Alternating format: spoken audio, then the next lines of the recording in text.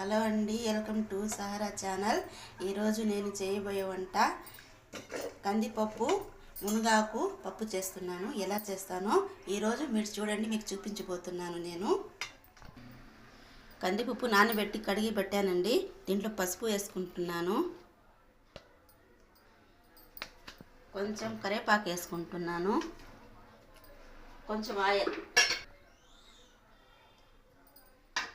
ఇప్పుడు వాటర్ వేస్తున్నాను, తగినంత వాటర్ వేసుకుంటున్నాను. ఇప్పుడు 4 విజిల్ వచ్చిందాకా ఉడకపెట్టుకుందాం. కందిపప్పు ఉడికిపోయిందండి. ఇప్పుడు టమాటాలు, పచ్చిమిర్చి అన్నీ వేసుకుందాం. ఇప్పుడు టమాటాలు, పచ్చిమిర్చి, చింతపండు, ఎర్రగడ్డ అన్నీ కోసి పక్కన పెట్టుకున్నాను.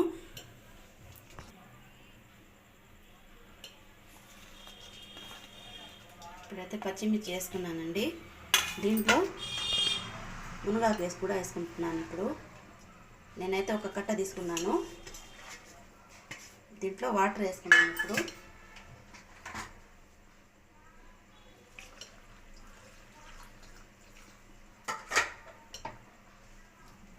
బాగా కలిపి మళ్ళీ స్టవ్ ఆన్ చేసి పెట్టుకుందామండి. ఇప్పుడు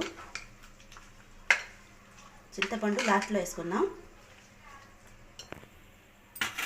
చింతపండు వేసుకుంటున్నానండి. ఇప్పుడు కొంచెం కారం వేసుకుంటున్నానండి. చూసారు కదండి, ఇంకా టమాటాలు ఇంకా ఉడకాలి, ఇంకా పచ్చిగానే ఉన్నాయి. ఇంకో 5 నిమిషాలు మళ్ళీ పెట్టుకున్నాం. ఆ తర్వాత స్టవ్ ఆఫ్ చేస్తాం. సాల్ట్ వేసుకున్నాం.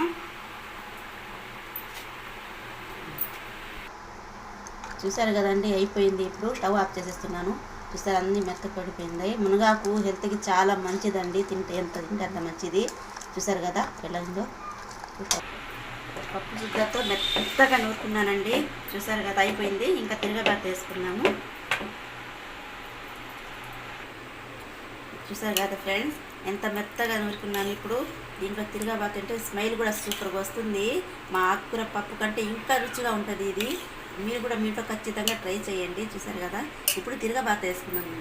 చిన్న కడాయిలో నేను ఆయిల్ వేసానండి. ఇప్పుడు ఆవాలు వేస్తున్నాను, ఎర్రగడ్డలు వేసుకుంటున్నాను. ఇప్పుడు ఎండుమిర్చి, తెల్లగడ్డ కచ్చపక్కగా దంచాను. ఇప్పుడు జీలకర్ర వేసుకున్నాను.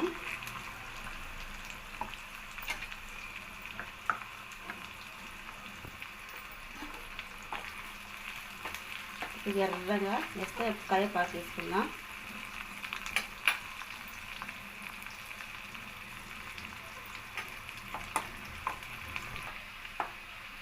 చూసారు కదా ఫ్రెండ్, ఎర్రంగా వచ్చేసింది.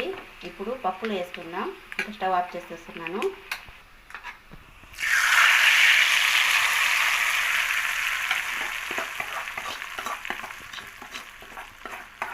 ఎంతో రుచికరమైన ఈరోజు మా ఇంట్లో మునగాకు పప్పు చూసారా, ఎంత టేస్ట్గా ఉంటుంది, సూపర్గా ఉంటుంది. వేడి వేడి అన్నం వేసుకుని తింటే. చూసారు కదా, అయిపోయింది, అంతే. ఛానల్ చూసే ప్రతి వారు లైక్ చేయండి, షేర్ చేయండి, సబ్స్క్రైబ్ చేయండి. మరి ఒక కొత్త వీడియోతో రేపు కలుస్తాం. అంతవరకు సెలవండి.